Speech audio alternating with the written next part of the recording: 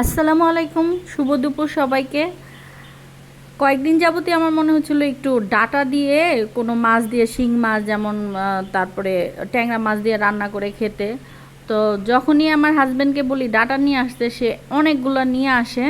তো আজ আর তাকে বলি নাই, আমি এনে নিয়েছি ডাটাগুলো, তারপরে কুটে রেডি করে রান্না বসায় দিলাম।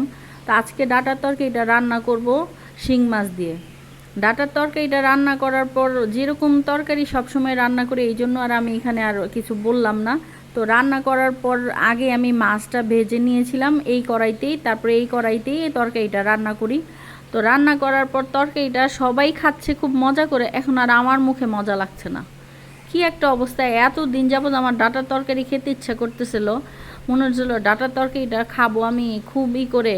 এখন আর ডাটার তরকারি আমার মুখে মজা লাগতেছে না। কি একটা অবস্থা! তরকারি রান্না করে এখন আর আমি খাইতে পারতেছি না।